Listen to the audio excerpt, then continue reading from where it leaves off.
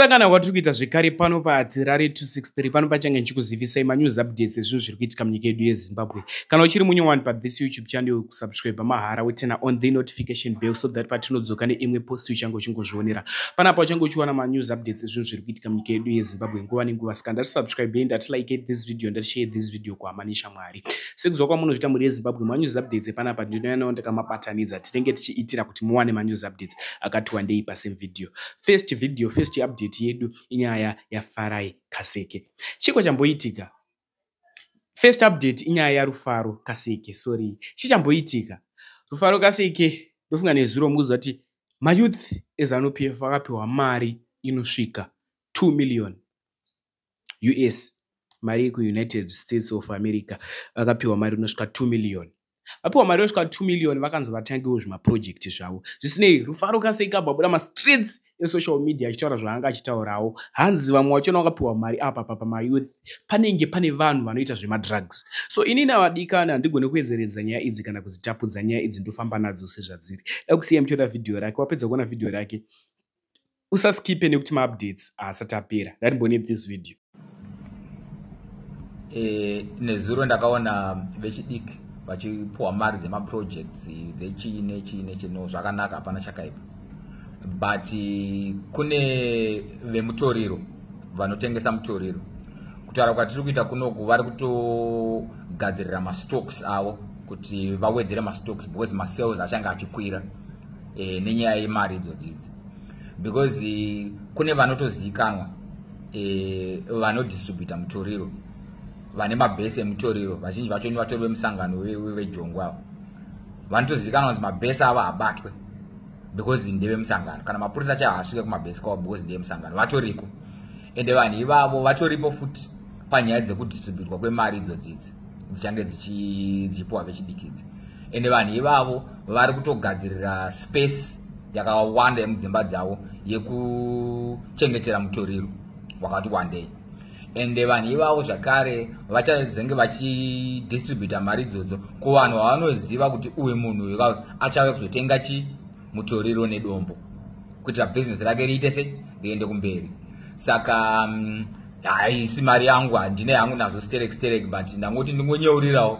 Vanogona kunge vanga vaine magood intentions vakavapa mari apo, whether ndiani kana president kana ndiani, but ndangoti ndingokuyeuchidziwa zvakare kuti maboostawo zvakare business remutoriro nedombo nengoma nechi because varimo criteria yacho inenge ichishandiswa panyaya dzemari idzi. Of course inenge iri criteria yekuti chibhakera mudenga, handitika hapana chakaipa chibhakera chenyu zvibhakera zvenyu. But vezvibhakera mudenga vazhinji vanozivikanwa munana Mbare nemumageto mese mukunzi vatori nemabhesi emutoriro avanotorana ivo. Kana vasina mabhesi emutoriro avanorana, vane mabhururu avo anorana mabhesi emutoriro. Saka vachazenge vachinobatsirawo kuboosta mabusiness iwayo because business remutoriro sekuziva kwenyu rinonza fast money, quick money, handiti maona. Saka hapana munhu paachambomirira kunoisa 5,000 kutenga mbeu yembambaira dzichazoibva in 2 months achitadza kunoisa mari iyoyo pai mubusiness remutoriro raanoziva kuti mari inodzoka quick. Saka zvisinei hazvo makaita zvakanaka, makavapa mari dzemaprojects but makasimudzirawo maprojects emutoriro zvakare because vazhinji vanorana maprojects emutoriro aya vanhu vejongwe ende vanoziva kuti hapana anoita sei anovabata. Next update inyaya yematicha musi wa28 March. Vadikani pakaipa pakachaya paZimbabwe pari kupisa. Musi uno ndakaposta video repaHarare hospital manesi achimacha. So zviri kunzi nematicha hatisi kuwana mari yakakwana, kazhinji totoshaya mari dzematransport, tiri kushandira nzungu, tiri kushandira mahara. Zvisinei vataura izvizvi pane mashoko aziviswa kumhuri yeZimbabwe. Vadikani nganjiti patoipa. Mashoko aya akamira so. Zvanzi musi wa28 March hakuna ticha ari kuenda kuchikoro, vanenge vari pastrike ende panenge pakatoipa. Dati muone video, wapedza kuona video ndichaisa futi audio, wapedza kunzwa audio obva wanatsobhiliva kuti aiwa chinge chakachaya. So ndambokisirai video, wapedza kuona video ndibanda kuisirai audio. Ndanimbone this video. Ari basi kuti advise kuti 28 ari kuendesera chakati Asi kana pasina tinogona kusumudza maoko, kana paine anofunga kuti 28 tinogona kuenda kustrike tosumudza maoko. Vanofunga kuti 28 zuva 1 iroro tinogona kungoti asungawirirani torega kuuya kubasa timboda nekusumudza maoko tonoti tiri vangani. Vanofunga kuti 28 tinogona kuti asungawirirani nekuti hatisi kuuya kubasa saka nonga tiri almost 100% akiti tangoita vashoma. Saka ichi chaachisungo ichi taita chisungo chekuti musi wa28 hatisi kuuya kubasa. Basa rakwatiri tese kuti tichiudza vanhu handini vasipo pano kuti nyika yese tikuti 28 ngatimboregei chero pasocial media tsvakai excuse yekuudza kuchikoro kana muchitya kutaura kuti muri pastrike. Asi pamunotsvama excuses kuhurumende tetanyora tsamba tichivaudza kuti maticha atipa mandate ese kwete union yedu chete ese because this time hatinoshandisa zvemaunion nekuti wakazoti yangu yazoti yangu ende dzimwe dzacho zongoti uchimboreka patinenge chabvira dzinotanga kunyora mapeji 4 ekuexplaina kuti sei uchifanira kudzokera kubasa handizvo. So isusu tiri kuti apa tikushanda sematicha tisikataure zvekuti union yati. Saka sezvo vatipa mandate chakunovanyorera tichivaudza kuti musi wa28 maticha ari kuti haasi kuenda kubasa achikumbira kuti murevhiwewo masalari avo amusina kurevhiwa first quarter ya 2025.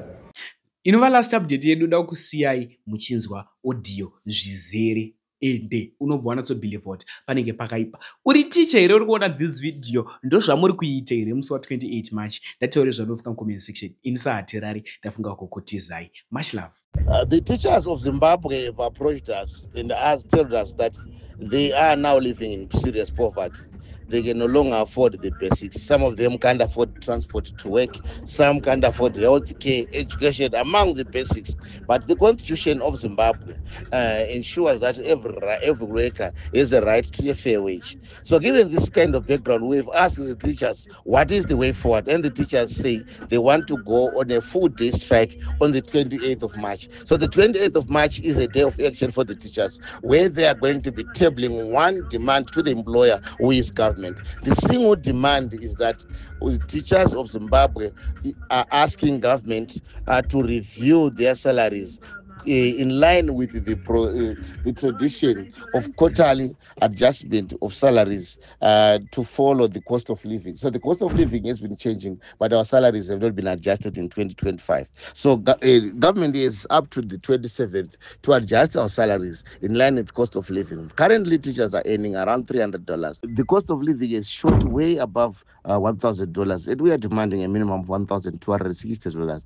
We have done anything and everything to try to bring the salary crisis to the table so that the employer can appreciate, but the employer is taking advantage that teachers have been diligently working. They've been waiting patiently for the employer just to do the right thing, to just adjust their salaries. Unfortunately, the employer seems to be attending to other issues without paying attention to the urgent pressing needs of the workers. So the teachers are now saying they can no longer afford the health care, they can't afford the education, they can't even afford accommodation, food, among other basics. And the employer should play a ball and ensure that salaries are reviewed. So if salaries are not reviewed by the 27th of March, on the 28th, this is going to be a full day of action demanding a salary review, and no other demands are going to be tabled.